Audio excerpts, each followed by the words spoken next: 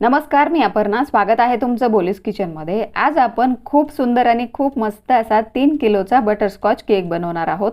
या केकची ऑर्डर देताना कस्टमरने सांगितलं होतं की सगळेजण केककडे बघत राहतील असा केक बनवा, आणि जसं कस्टमरने सांगितलं होतं अगदी तसाच खूप सुंदर केक तयार झाला होता. आणि त्यामुळे सगळ्यांनी केकचं खूप भरभरून कौतुक केलं.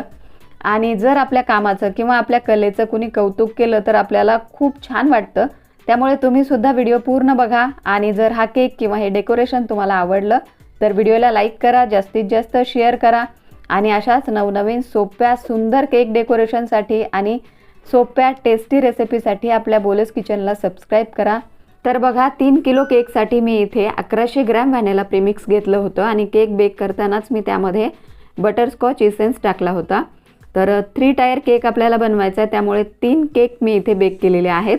आणि हा जो केक आहे तो 8 इंचाच्या टीनमध्ये बेक केलेला आहे. हा केक सगळ्यात खालचा आणि सगळ्यात मोठा केक आहे. तर प्रत्येकी केकच्या 5-5 लेयर्स करून मी केकचं छान असं लेअरिंग केलेलं आहे. आणि केकमध्ये लेअरिंग करताना मी बटरस्कॉच क्रशसुद्धा टाकलेला आहे. तर इथे तुम्ही बघू शकता, क्रीममध्ये पीच कलर टाकून मी केकचं छान असं आयसिंग केलं आहे, म्हणजेच फिनिशिंग केलं आहे. आणि त्यानंतर स्पॅच्युलाच्या मदतीने अशा पद्धतीने स्पॅच्युला टॅप टॅप करत आपल्याला केकवरती डिझाईन तयार करायची आहे. तर ही डिझाईन बनवण्याचं कारण म्हणजे कस्टमरने मला बर्थडे गर्लच्या ड्रेसचा फोटो पाठवला होता. आणि फोटोमध्ये ड्रेसचा पीच कलर होता आणि त्यावरती सेम अशीच डिझाईन होती, त्यामुळे मी ही डिझाईन तयार केलेली आहे. तर इथे आपल्या पहिल्या केकचं थोडंसं डेकोरेशन झालेलं आहे. आता हा केक आपण फ्रीजमध्ये ठेवूया आणि सेम याच पद्धतीने आपण हा जो दुसरा केक आहे त्याचं सुद्धा डेकोरेशन करून घेऊया. तर सेम आपल्याला अगोदर सारखंच सगळं करायचं आहे.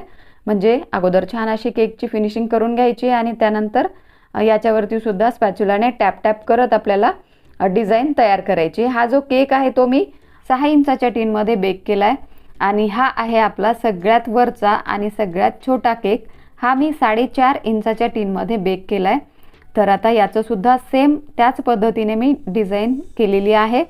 तर आता हे सगळे केक म्हणजे 3ही केक आपल्याला हळूवारपणे एकावरती एक ठेवायचे आहेत. आणि केक ठेवल्यावरती अशा पद्धतीने आपल्याला चेक करायचं आहे की केक बरोबर मध्यभागी ठेवलेत की नाही ते.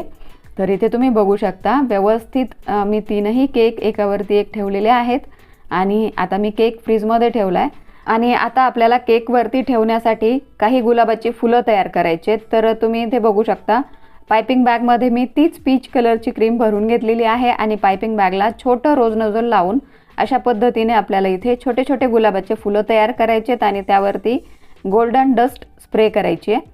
तर तुम्हाला हवा असेल तर तुम्ही इथे मोठ्या स्टार नोझलने सुद्धा हे फुलं तयार करू शकता डायरेक्ट केकवरती.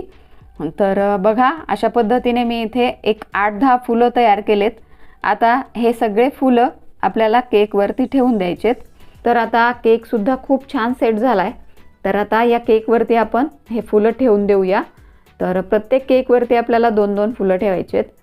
आणि ते फुलं आपल्याला क्रॉसमध्ये ठेवायचे आहेत. कुठेही इकडे तिकडे क्रीम केकवरती लागू न देता अशा पद्धतीने एकदम हळूवारपणे आपल्याला हे फुलं व्यवस्थित केकवरती ठेवायचे आहेत. कारण या फुलांच्या भोवती आपल्याला पानं वगैरे काही काढायचे नाही आहेत. त्यामुळे अगदी हळूवारपणे हे जे फुलं आहेत ते मी केकवरती ठेवलेले आहेत. आणि त्यानंतर केकला आपल्याला आउटलाईन तयार करायची आहे. तर त्यासाठी मी पायपिंग बॅगमध्ये तीच पीच कलरची क्रीम भरून घेतलेली आहे. आणि त्याने अशा पद्धतीने पायपिंग बॅगला छोटासा कट देऊन छोटे छोटे डॉट तयार केलेले आहेत क्रीमने.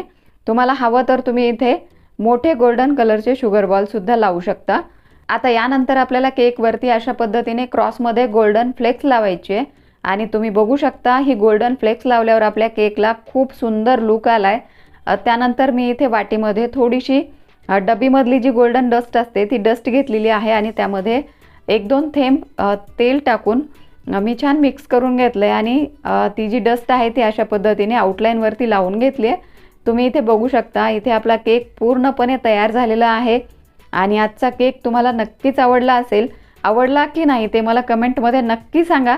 आणि जर आवडला असेल तर प्लीज व्हिडिओला लाईक करा, जास्तीत जास्त शेअर करा. आणि अशाच नवनवीन सोप्या केक डेकोरेशनसाठी आणि सोप्या टेस्टी झटपट रेसिपीसाठी आपल्या बोलीस किचनला सबस्क्राईब करा.